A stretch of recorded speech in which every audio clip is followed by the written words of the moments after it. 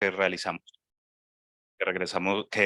cada 2 años. Esta es nuestra 8ª versión, así que muchas gracias a las personas que vinieron, a las personas que se están conectando en el Zoom y en el Facebook. Vamos a tener 4 jornadas con diferentes mesas. Tenemos una mesa de psicopatología, una mesa de filosofía de la mente, de estudios sociales de la ciencia y la tecnología, de historia de la ciencia, de epistemología y filosofía de la ciencia, y también de filosofía y crisis ambiental. Entonces serán 4 jornadas muy intensas, y para el Instituto de Filosofía y para nuestro grupo es un gusto darles la bienvenida y les agradecemos mucho por estar presentes o por estar conectados. Para nosotros realizar este evento tiene mucha importancia. Es un evento, como les decía, que hacemos cada 2 años. Es el primer seminario de este tipo que hacemos después de la pandemia, entonces eso también es un motivo de alegría para nosotros. Infortunadamente, 2 de nuestros invitados centrales no pudieron estar presentes. Mark Rowlands, por algunos problemas, no pudo acompañarnos. Y por otro lado, infortunadamente, Pablo Meloño, que era profesor de la Universidad de la República del Uruguay, infortunadamente falleció hace unas semanas, lo cual supone una gran tristeza para nosotros y una gran pérdida para la filosofía latinoamericana y para la filosofía de la ciencia en general, y los estudiosos de Kuhn en particular. Bueno, pero en otras mejores noticias, queremos también decirles que nuestro grupo ha lanzado su página web, que se las vamos a compartir en un momento. En esta página web, pues nosotros vamos a tener la posibilidad de compartir con todos las actividades del grupo. Ya la vamos a compartir en Zoom para que la puedan ver las personas que están conectadas. Ahí está. Y bueno, acá en esta página nosotros colgamos las noticias que tenemos, los eventos que realizamos. Estamos haciendo un evento mensual que es el coloquio permanente, y allí lo que hacemos es que los profesores y estudiantes del grupo de investigación pues presentan sus avances de investigación. Estos eventos además son transmitidos, así que pueden conectarse en ellos, y todos los eventos que vamos haciendo los vamos a ir subiendo a esta página.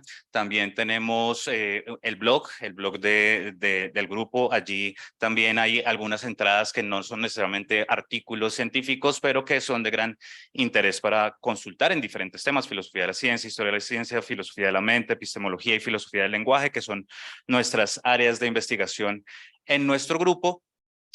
También encontramos, por ejemplo, el perfil de los integrantes del grupo, también las publicaciones, así que todo lo que se haga en nuestro grupo de investigación va a estar alojado allí. Así que los y las invitamos a que consulten nuestra página, que además es muy sencilla, es estudiosdelaciencia.com, y entonces estamos muy felices por tener esta página. Entonces vamos a darle el mayor uso posible para que sea de provecho para todos. Y bueno, no siendo más, quiero darle entonces la palabra a Santiago Arango, al profesor Santiago, para que él presida la mesa que nos convoca esta mañana, que es la mesa de psicopatología. Entonces, de nuevo, muchas gracias por estar presentes y por estar conectados.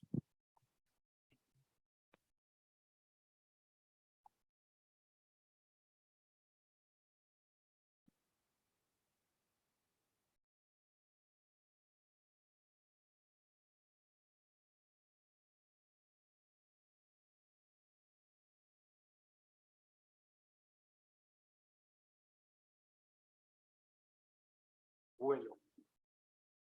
¿Lo pagaste? Sí, buenos días de nuevo. Les agradecemos nuevamente a todos los que están conectados, que nos ven desde diferentes partes, no sé, de Colombia, del mundo, de su casa.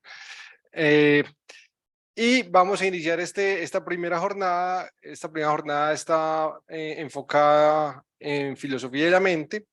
En la mañana vamos a tener una mesa enfocada en la psicopatología. Vamos a tener tres charlas, y la primera la va a dar el profesor Juan Camilo Osorio de la Universidad de Caldas, y se titula La naturaleza de los trastornos mentales. Juan Camilo, bienvenido y muchas gracias por haber enviado tu trabajo a este evento. Juan Camilo. Con este vas pasando. Patrón, te abrí mi micrófono. Listo. Hola, hola.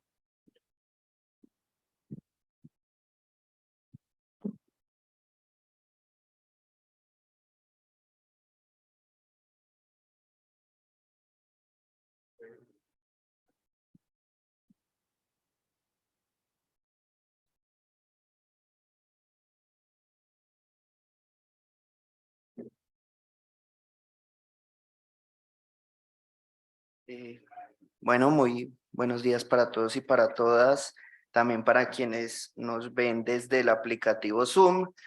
Bueno, esta presentación está motivada primero por un reto que me hizo una amiga cuando presenté el examen de candidatura para el doctorado. Fue una pequeña modificación que le hicieron a mi plan, que me sugirieron hacerle al plan de escritura de la disertación doctoral, porque hasta el momento, según esta amiga, la profesora Diane Flores, yo he sido muy vacilante con mi postura frente a la naturaleza de los trastornos mentales. De hecho, en uno de mis trabajos, pues que fue que surgió del trabajo de maestría, pues yo defiendo que los síntomas mentales, no así los trastornos, son de naturaleza híbrida y pues eso parece una postura muy vacilante. Entonces, básicamente el plan de mi charla es presentarles a grosso modo la tesis principal que voy a defender. Luego voy a abordar un poco una respuesta al argumento de antipsiquiatra de Thomas Szasz. Inicialmente, en los primeros escalafones de la escritura de esta tesis, pues no había contemplado pelear con los antipsiquiatras, pero conforme me fui dando cuenta o conforme fui estudiando más mis argumentos sobre la naturaleza de los trastornos mentales, pues me di cuenta que sí era importante pelear con los antipsiquiatras. Luego me gustaría presentarles como algo así como repensar qué es una clase natural, porque considero yo que las definiciones que hay en la literatura, al menos en la más clásica, o nos llevan a un esencialismo o realmente no cobijan completamente lo que sería el objeto de estudio de las ciencias naturales. Y si las ciencias naturales no estudian clases naturales, entonces, ¿qué vendrían estudiando? Luego, un análisis crítico a los argumentos de que los trastornos mentales no son clases naturales. Perdón, ahí tengo un error en la presentación, porque la posición popular en la literatura de la filosofía de la psiquiatría básicamente es que los trastornos mentales o son clases sociales o son clases prácticas. Y finalmente una respuesta que es un experimento que estoy haciendo, que es una concepción semanticista, pues aplicar algunos apartes de la tradición semanticista de la filosofía de la ciencia, pero aplicada a la psiquiatría. Bien.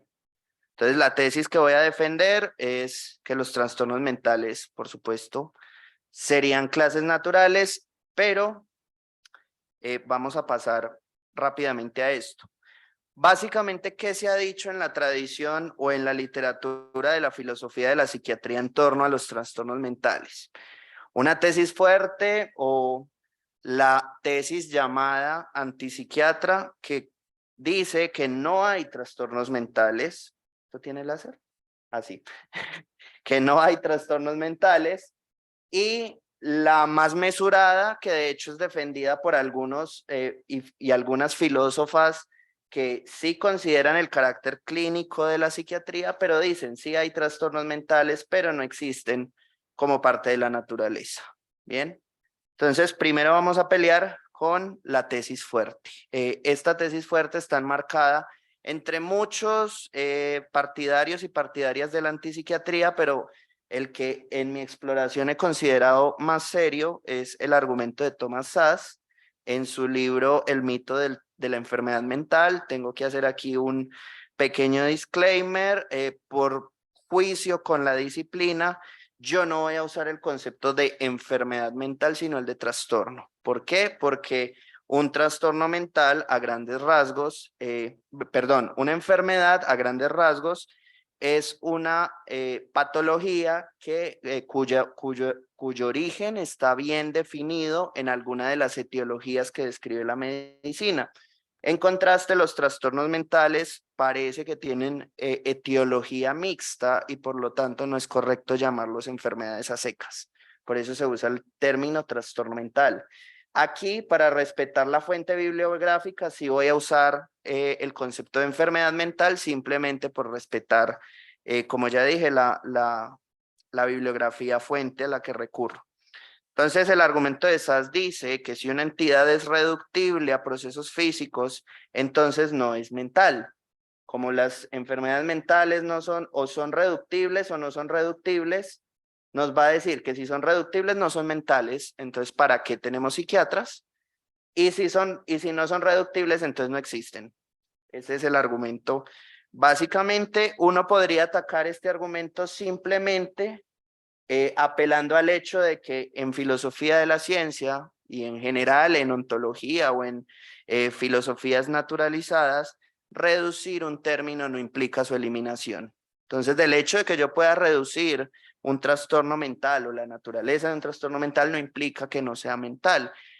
Uno podría inclusive apelar al monismo anómalo de Davidson y decir es que el apellido de mental no es porque realmente estemos creyendo que hay un dualismo por ahí metido, sino que es como una manera pragmática de hablar, de referirnos. En la medida que los neurólogos, neurólogas y la neurocirugía todavía no puede hacer nada por los pacientes psiquiátricos, es mejor seguir utilizando el término mental. Bien. Ahora, ¿qué tenemos en cuanto a la noción de clases naturales dentro de la literatura? Básicamente uno puede encontrar o rastrear en varios autores, empezando por Quine, pero también en otros.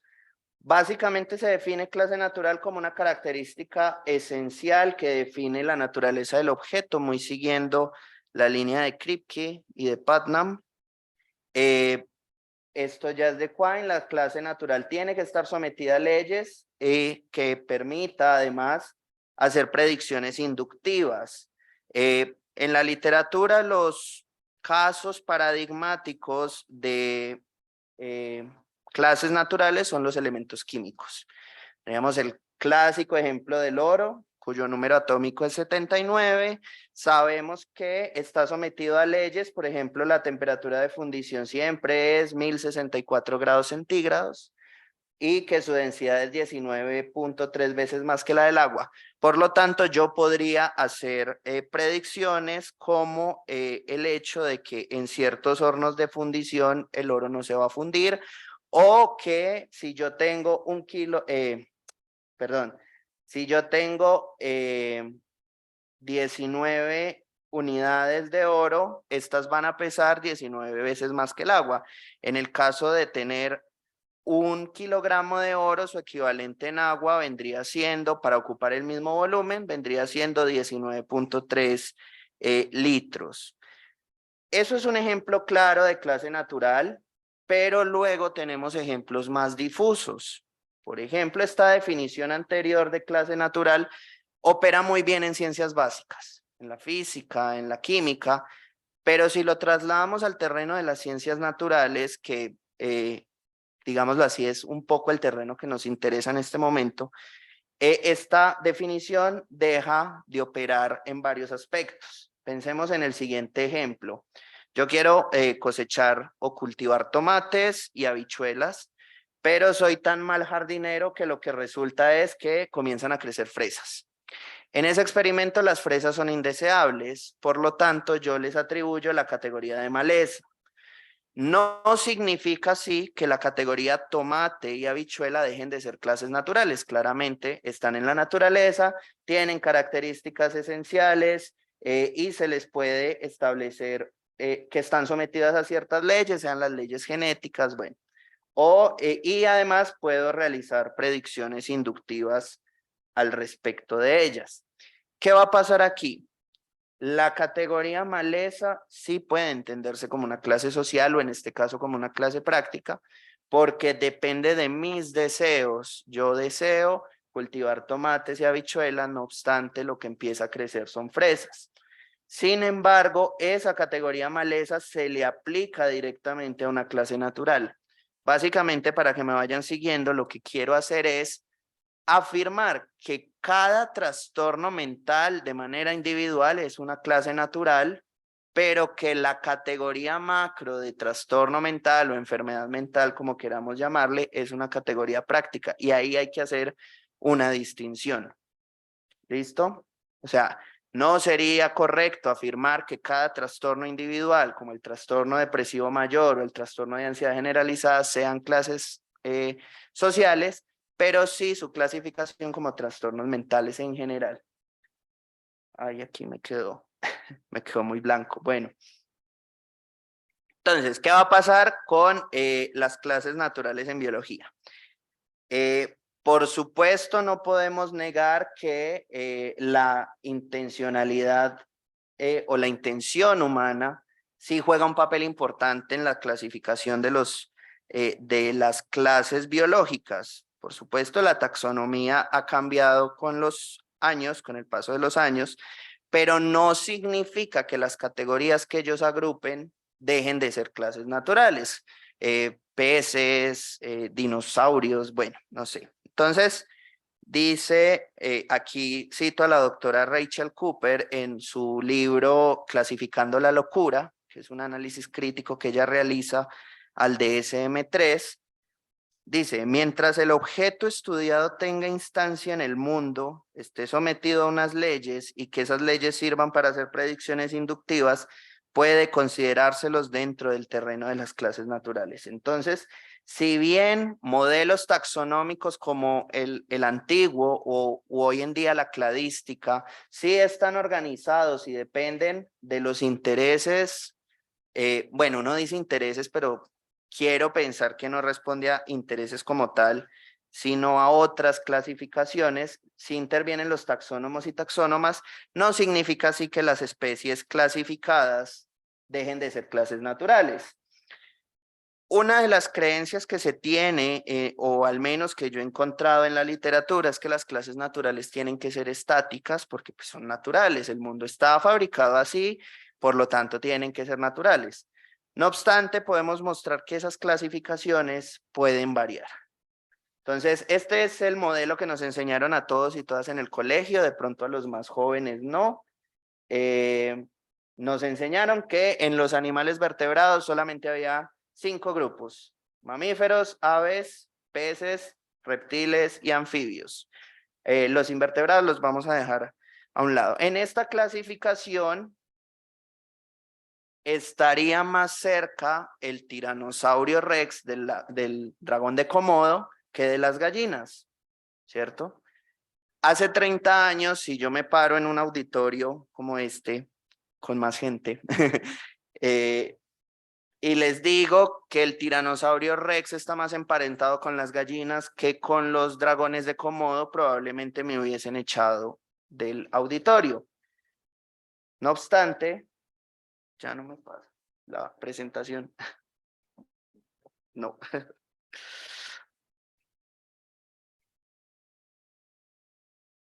Ahora sí.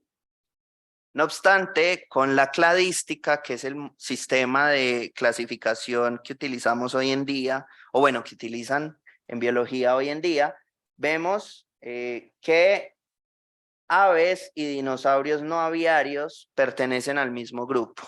Es decir, que el tiranosaurio rex, como clase natural, está más emparentada con las gallinas que con el dragón de Komodo, que se encuentra casi en otra familia, en otro orden.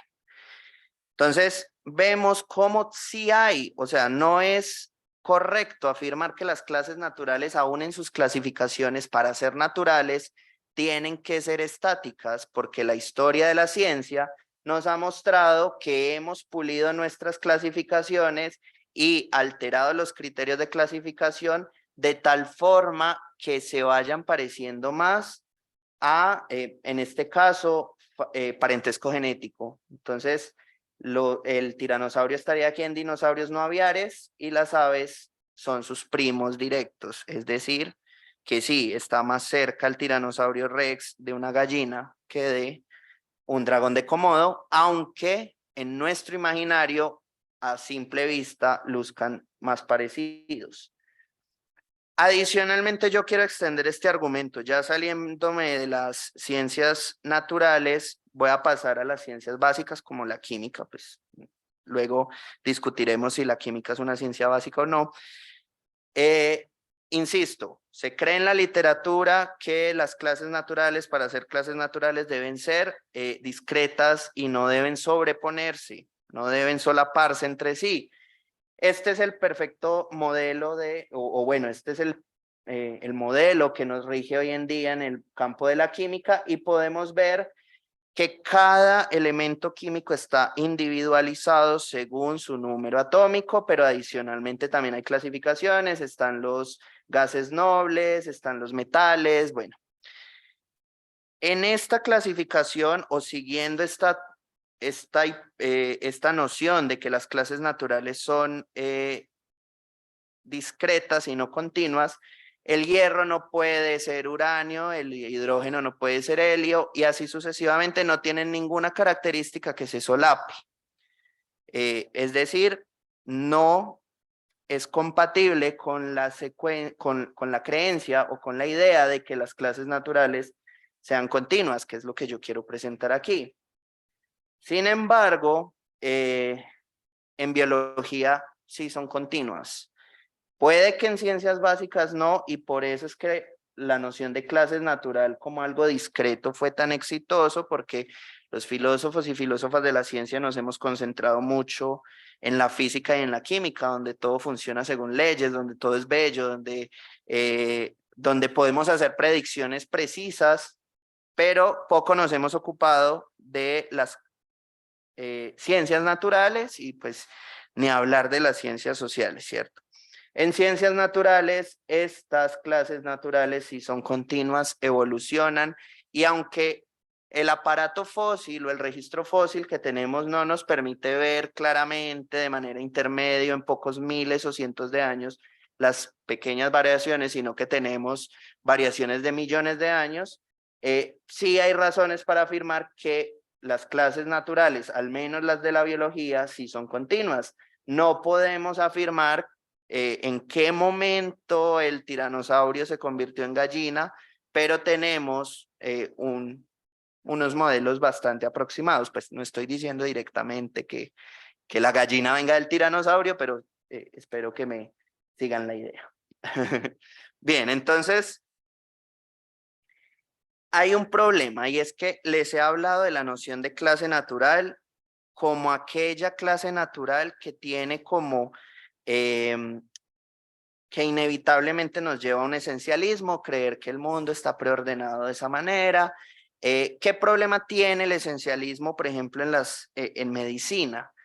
Y es que cuando uno habla de una característica esencial, en este caso de un paciente, de una persona, significa que no hay ningún mundo posible, y aquí siguiéndole a Putnam y a Kripke, que no hay ningún mundo posible donde esa persona pueda estar sana. Y eso es problemático porque niega de tajo la capacidad de tratamiento que tiene la medicina. Claro, hay enfermedades más difíciles de tratar que otras, pero aceptar un esencialismo en medicina casi que implicaría la incapacidad teórica de la medicina de sanar, cosa que es pues falso. Entonces, por eso es que yo vengo aquí a defender que los trastornos mentales son clases naturales, pero quiero apartarme del esencialismo. Entonces, dentro de la literatura de los filósofos y filósofas que sí aceptan el carácter clínico de la psiquiatría, ellos para salvarse de ese esencialismo simplemente sugieren que los trastornos mentales son clases sociales o clases prácticas que nos sirven para hablar o recurrir a solucionar ciertos problemas de por qué el individuo se comporta como se comporta, por qué esta persona se comporta así, ¿por qué? Tiene un trastorno mental. Dentro de estos, el que más resalta, o al menos cuando uno inicia una búsqueda bibliográfica en torno a la filosofía de la psiquiatría, el que va a aparecer es Peter Sackar. Su argumento básicamente se puede reducir a esto. Para que algo sea concebido como una clase natural, ese algo debe permanecer invariable en el tiempo. Claro, porque es natural, es esencial. Como las especies, las enfermedades evolucionan, es decir, que no son estáticas. Y él recurre a dos ejemplos que a priori pueden ser convincentes, y es que la enfermedad de Alzheimer, como aparece después de los 60 años, hace unos siglos nadie moría de Alzheimer, por lo tanto es una clase social. Sí, si uno le compra esa idea de que hace 200 años nadie moría de Alzheimer porque sencillamente nadie llegaba hasta esa edad, pues uno dice, sí, es una clase social. Sin embargo, recientes estudios han encontrado que el Alzheimer, por supuesto, está ligado también a nuestro genoma. O sea, tenemos, aunque no vivíamos tanto, sí teníamos la potencia para desarrollar Alzheimer. Lo mismo puede suceder con algunos tipos de cáncer y uno puede seguir explorando en la literatura. De hecho, bueno, por lo tanto, las enfermedades no son clases naturales, y la extensión que se puede hacer es que si las enfermedades no son clases naturales y los trastornos mentales son enfermedades, los trastornos mentales no son clases naturales. Uno podría rebatir fácilmente, o bueno, fácilmente no, pero podría rebatir el caso paradigmático que se pone en este tipo de literatura, y es el caso de la homosexualidad. Entonces, la homosexualidad inicia, dicen ellos, como un trastorno mental descrito en el DSM-3, pero al paso del DSM-4 no es una enfermedad, deja de ser una enfermedad, por lo tanto la homosexualidad es una clase social o natural. Bueno, ese debate sigue entre si nacen, se hacen, bueno. Pero yo creo que esa es la vertiente débil del argumento de los críticos de los trastornos mentales como clases naturales, porque es que están obviando la distinción entre estar enfermo, tener un padecimiento y tener una condición. Lo mismo pasa, por ejemplo, en medicina. En medicina, hasta hace pocos años, la trisomía del 21, el mal llamado síndrome de Down, era considerada una enfermedad. Hoy en día se entiende como una condición porque las personas con síndrome de Down realmente no padecen.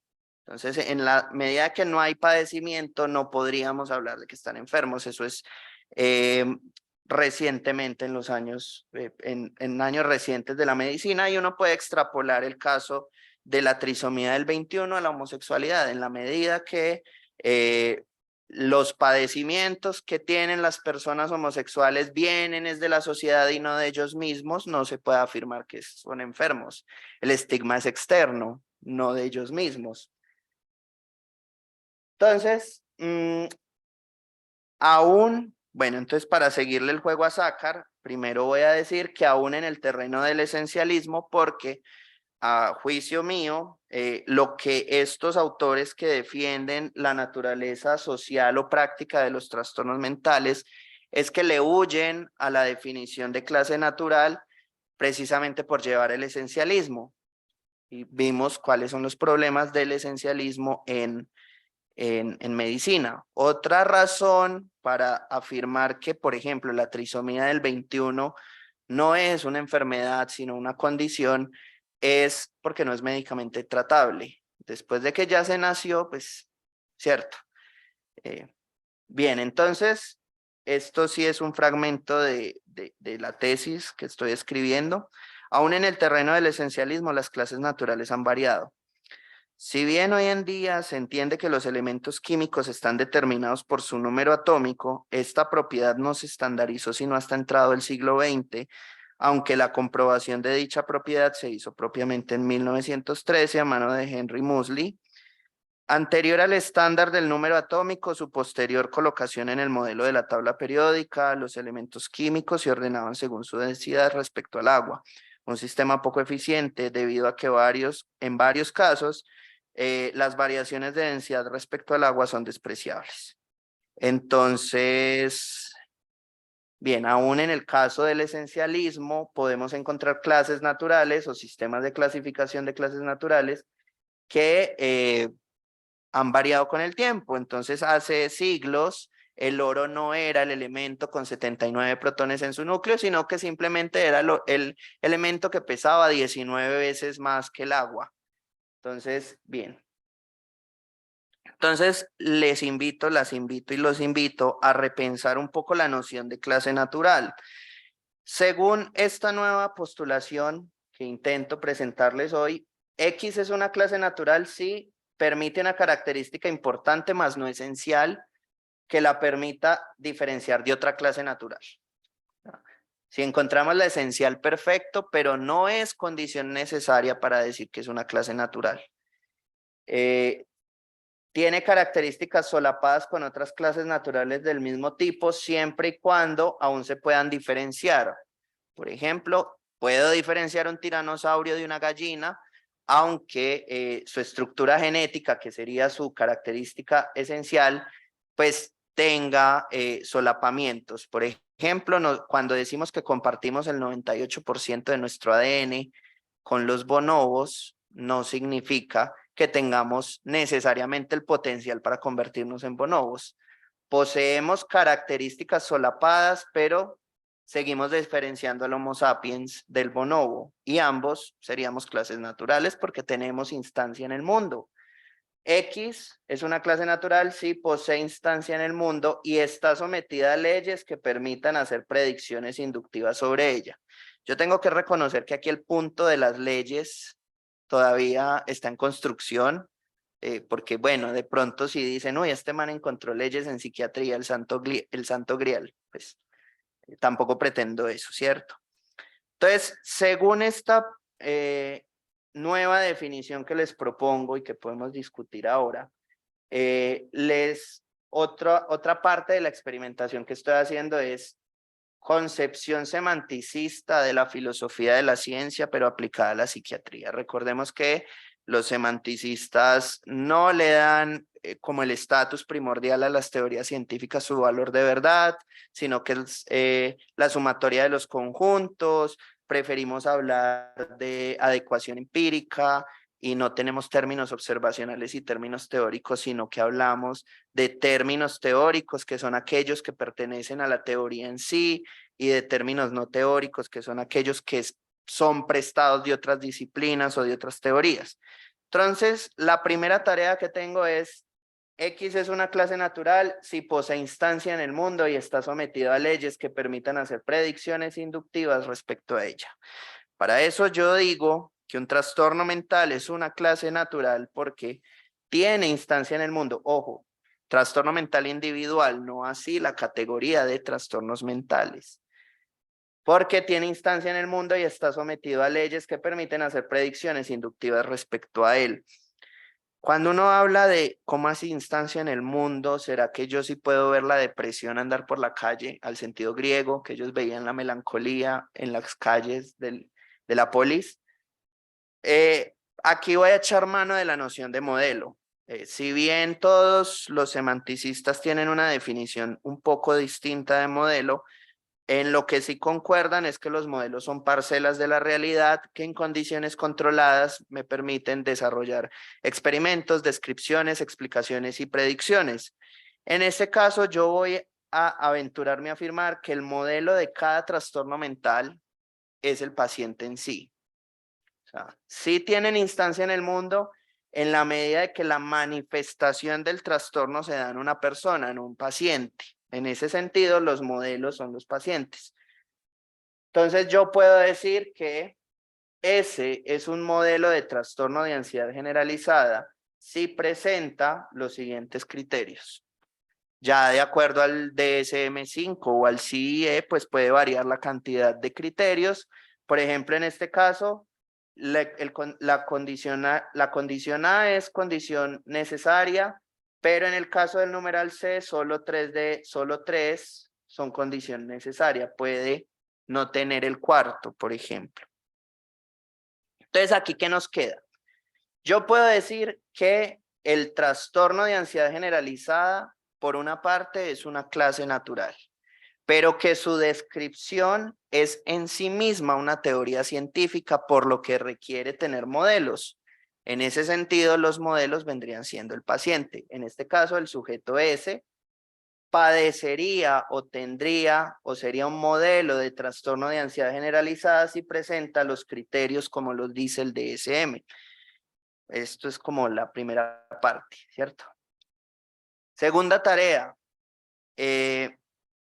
Un trastorno mental, X es una clase natural, sí, tiene una característica importante, no necesariamente esencial, que la diferencia de otras clases naturales. Es decir, si los trastornos mentales fueran clases naturales, deberían tener en ellos mismos una característica que los diferencie de los demás. Que yo diga, esta persona claramente tiene un trastorno de ansiedad generalizada o claramente padece depresión mayor. Entonces, yo digo, un trastorno mental es una clase natural porque tiene características importantes, no necesariamente esenciales, que lo diferencian de trastornos mentales.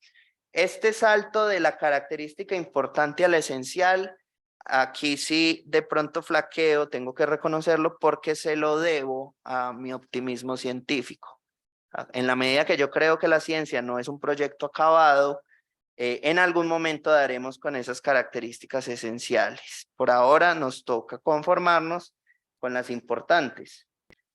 Entonces, ¿qué tenemos? Yo puedo diferenciar entre dos trastornos gracias a esta tarea que los psiquiatras y las psiquiatras ya hicieron por mí, y es que en el caso de la ansiedad generalizada, la condición necesaria es por supuesto que exista ansiedad, mientras en el trastorno depresivo mayor, la ansiedad puede aparecer de manera secundaria, es decir, que sí hay formas de separar trastornos de trastornos y cada uno, por ejemplo, en el caso de la depresión mayor, son los síntomas siguientes mediados por un estado de ánimo deprimido o pérdida del interés, que recuerden que no todas las depresiones dan llorando, ¿cierto? Entonces el estado de ánimo deprimido o la pérdida de interés son marcadores separadores de la depresión mayor respecto a otros trastornos. Es decir que, pues, así someramente como que he cumplido hasta ahora la segunda tarea. La tercera tarea es que X es una clase natural si tiene características que se solapen con otras clases naturales del mismo tipo, es decir, tiene que ser del mismo tipo siempre y cuando aún se pueda diferenciar X de Y. Es decir, pues no voy a solapar las características naturales de una gallina con las de una piedra. Entonces yo digo que un trastorno mental es una clase natural porque aunque tiene características solapadas con otros trastornos mentales, aún puedo diferenciar TM, el que yo quiera estudiar de primero, del que quiera estudiar de segundo. Aquí lo que me va a servir para explicar ese solapamiento es el concepto de comorbilidad en psiquiatría. La comorbilidad psiquiátrica es, digámoslo así, una característica que tienen los trastornos mentales de aparecer como en grupito. Así como, por ejemplo, la diabetes es comorbible a la hipertensión, por eso es que es tan común que pacientes de cierta edad tengan diabetes e hipertensión. Aún así, yo puedo separar sus afecciones en diabetes e hipertensión. Aquí el rasgo unificador es la ansiedad en tanto síntoma, porque si vemos la ansiedad generalizada, la depresión mayor y el trastorno obsesivo compulsivo, todos tienen actitudes ansiosas. La cuestión es separar la ansiedad a secas, que es el síntoma, que es el rasgo evolutivo que nos ha permitido huir del miedo y que hoy en día se ha vuelto patológico porque pues, ya no tenemos que huir de los dientes de sable, y separarla de la ansiedad en tanto trastorno. Para que X sea trastorno de ansiedad generalizada debe cumplir unos criterios. Para la ansiedad se tiene que solamente un temor desmesurado acompañado de ciertos signos psicosomáticos y, perdón, es que, perdón, ayer hizo mucho frío en el bus. Gracias a esta ansiedad, que es digámoslo así, que es un término no teórico, porque aunque pertenece originalmente a la ansiedad generalizada, se presta a estas otras dos teorías, es lo que nos permite el solapamiento pero no significa que sea la característica esencial de estas dos que no dependen propiamente de ella. Bueno, insisto, este es como un primer esbozo de lo que sería un poco el primer capítulo de mi disertación doctoral. Para inquietudes, intrigas, emociones, acciones y refutaciones, dejo el correo. Muchísimas gracias.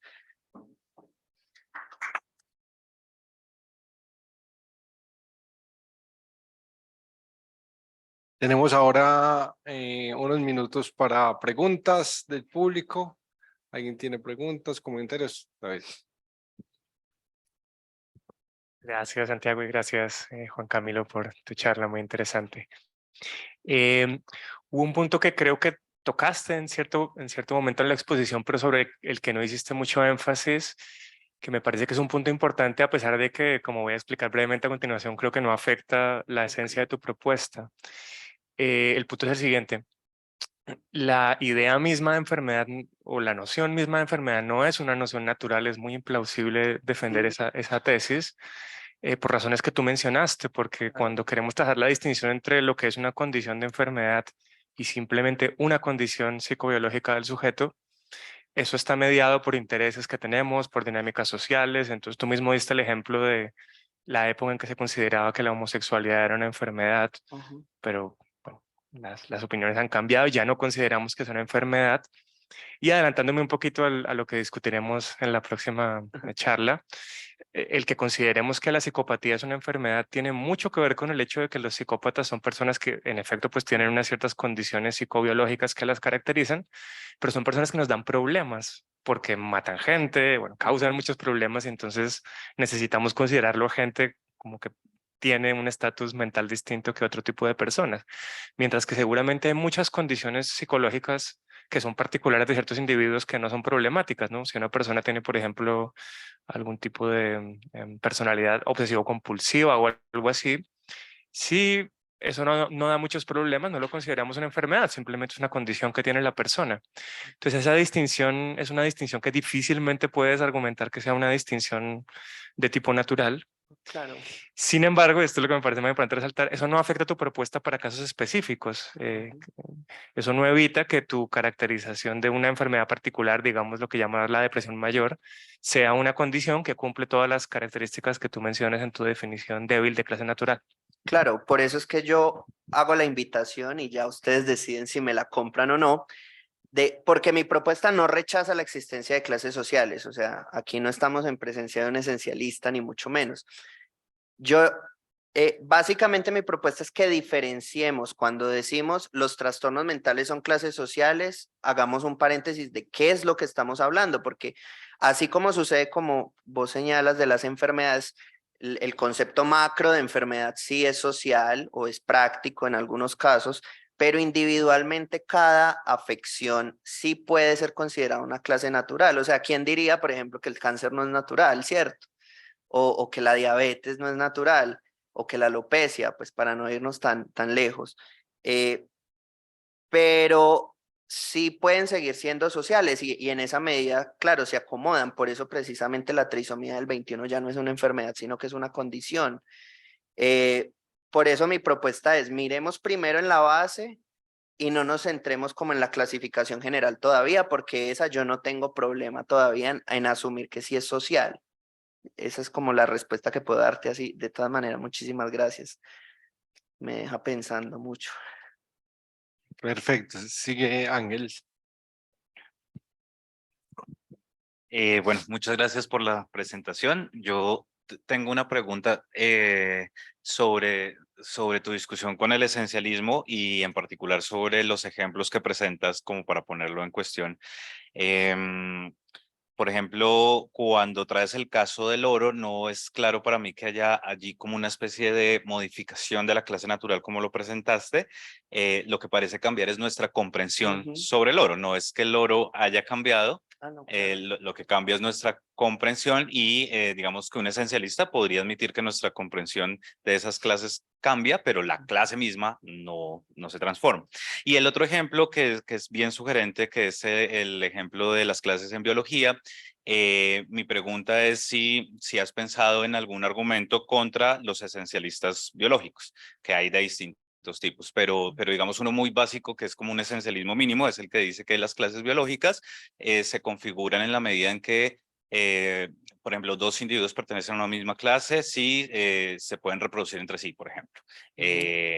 Y ahí, digamos, esto no niega, por supuesto, como las transformaciones evolutivas y tal, pero se mantiene como cierto esencialismo mínimo, por lo menos. Bueno, como buen trabajo de investigación, yo pretendo primero atacar como las ramas más fuertes y luego buscar las que me generen más problemas, ¿cierto? Entonces, para ser sincero respecto a la segunda pregunta, no he buscado todavía tipos de esencialismo mínimo. Pues por mi formación yo sé que no todos tienen que ser ese esencialismo robusto a la manera pues de los designadores rígidos, ni mucho menos.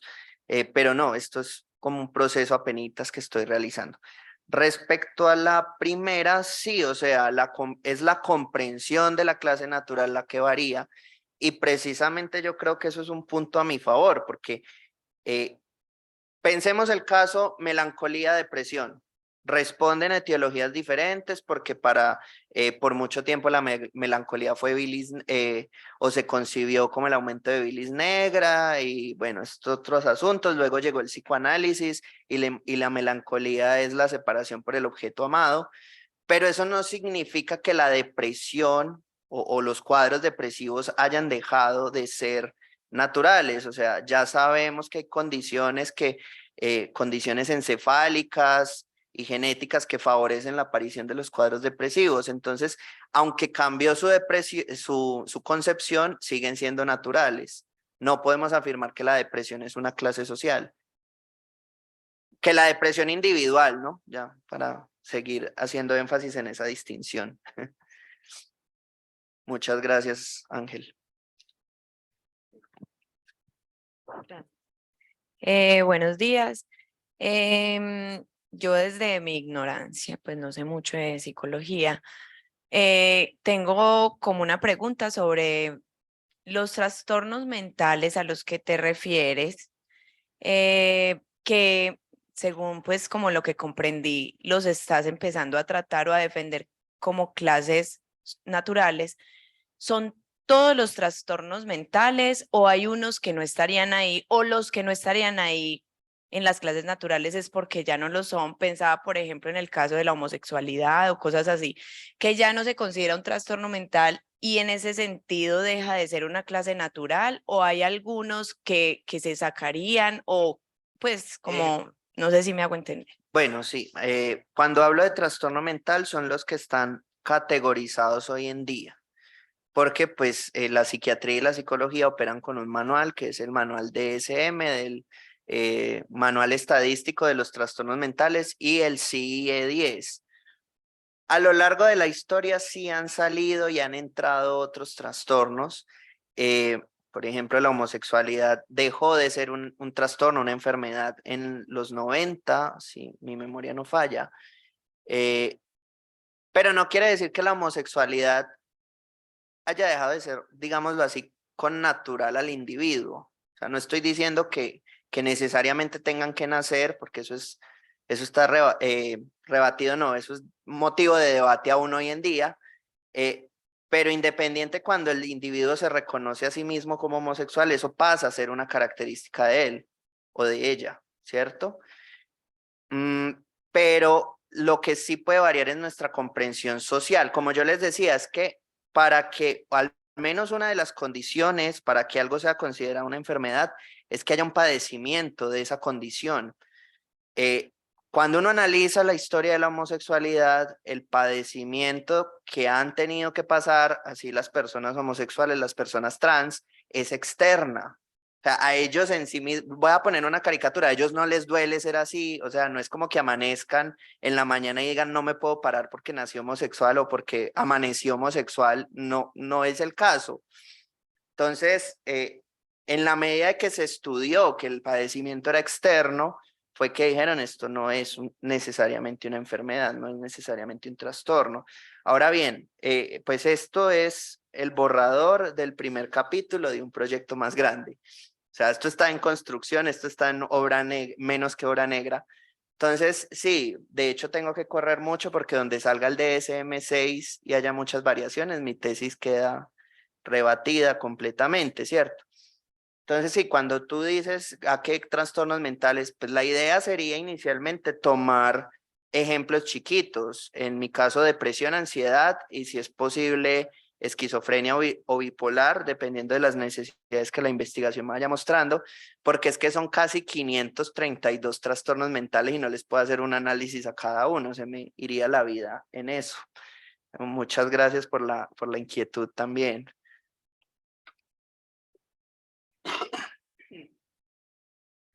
Gracias, Juan Camilo, por la presentación, muy interesante.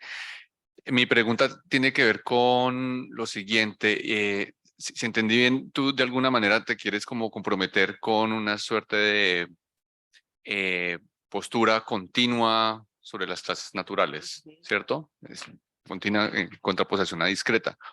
Pero por otro lado, también aceptas como una especie de solapamiento entre diferentes clases Para naturales. justificar el continuo.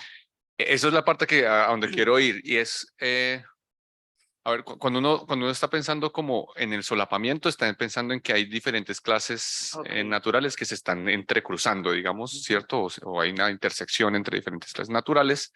Y entonces uno podría pensar en que en ese punto de intersección de las clases naturales emerge como otra clase natural que a medida que se va moviendo dentro de la intersección del solapamiento también sigue siendo continua. Entonces no se define de manera como Sí, yo lo discreta. estoy viendo muy al estilo de completitud de Gödel, como aplicar, si pudiera, aplicar teoría de conjuntos a este tipo para justificar ese solapamiento y al mismo tiempo el continuo entre las clases naturales.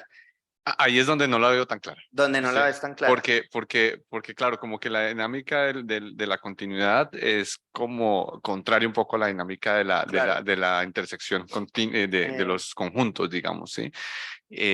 Pues porque en continuidad usted tiene vaguedad, tiene imprecisión, bueno, tiene otras características que dentro de las lógica, digamos, de conjuntos, no tiene, porque en la dinámica de conjuntos usted define con precisión, si se quiere, digamos, la intención, ya se me olvidó cómo se le dice eso, como, bueno, lo que define a los objetos que pertenecen a ese conjunto.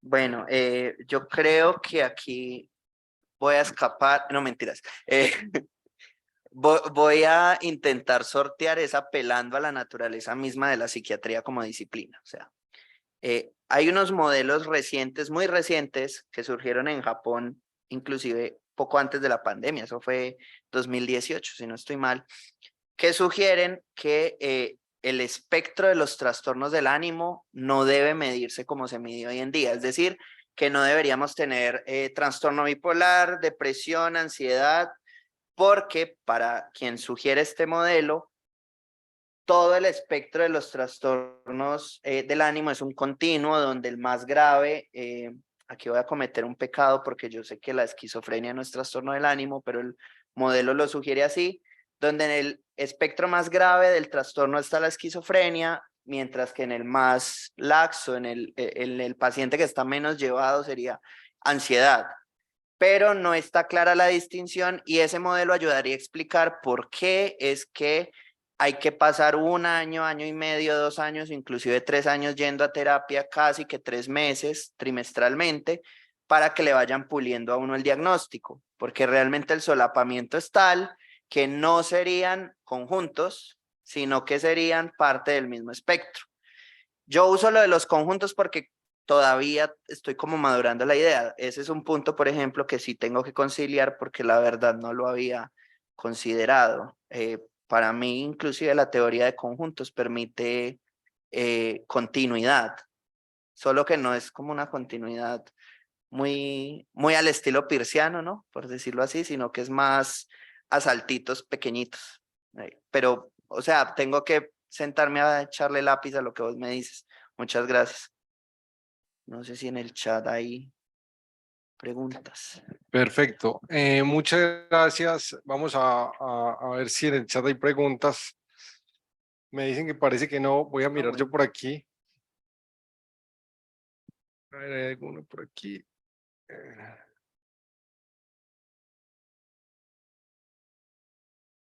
No, parece que no hay más, no hay preguntas del público en Zoom. Ah, David tiene otra.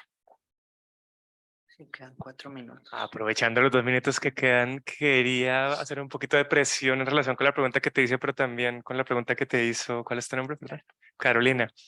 Entonces tú mismo concediste que la clase de los trastornos mentales no es una clase natural. Ajá. Pero individualmente sí lo son. Exacto. Entonces, tomemos algunos casos claros de enfermedades de trastornos mentales, 2 o 3 que tú creas que son clarísimamente trastornos mentales. Bien, esos trastornos seguramente han de pertenecer a alguna clase natural. Sí. Entonces, lo que te querría sugerir que sería interesante para tu tesis es que trates de decir cuál es esa clase natural o quizá pertenezca a varios, por supuesto, Ujú. pero al menos una que sea significativa para los propósitos de tu discusión, porque eso es lo que te permitiría decidir o responder la pregunta de si la homosexualidad está o no incluida en esa clase. Claro.